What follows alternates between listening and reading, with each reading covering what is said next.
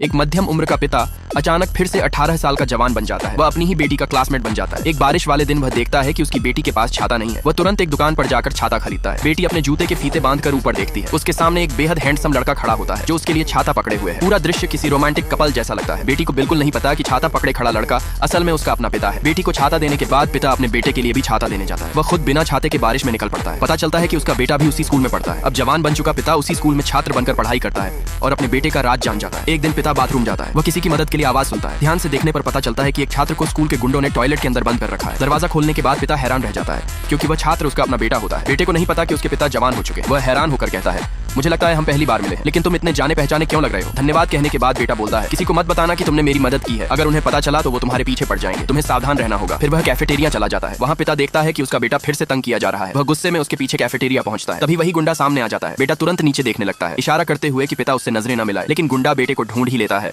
और उसका मजाक उड़ाते हुए कहता है, अरे तेरे दोस्त भी बन गए? तेरे जैसे इंसान के भी दोस्त हो सकते हैं। गुंडा पलटता ही है कि पिता उसे आवाज देता है, अरे तुम इधर आओ। गुंडा उस पर बास्केटबॉल फेंकने की कोशिश करता है लेकिन पिता उसे एक हाथ से पकड़ लेता है। फिर जानबूझकर उसे डराता है। गुंडा तुरंत शर्मिंदा हो जाता है। पिता कहता है, तुम्हें सबक सिखाने की जरूरत है। मैं अभी तुम्हारे पापा को बुलाता हूँ। उसकी बात बिल्कुल किसी असली पिता जैसी लगती है। कैफेटेरिया के सारे छात्र हंसने लगते हैं लेकिन इससे पहले कि कुछ हो पाता एक टीचर वहाँ आ जाता है। गुंडे को पिता को छोड़ना पड़ता है। पहली बार बेटे को एहसास होता है कि कोई दोस्त उसकी रक्षा कर रहा है। ये गुंडा सिर्फ बेटे को ही नहीं बल्कि बेटी की माँ का भी सबके सामने मजाक उड़ाता है। जब बेटी को यह पता चलता है तो वह गुस्से में आकर उसे जोरदार मुक्का पेट में मार देती है और चेतावनी देती है, अगर तुमने दोबारा मेरे भाई को परेशान किया तो मैं तुम्हें नहीं छोड़ूंगी। गुंडे ने कभी नहीं सोचा था कि इसी एक मुक्के से वह बेटी पर दिल हार बैठेगा। उसे जल्द ही अपने किए पर पछताना पड़ेगा।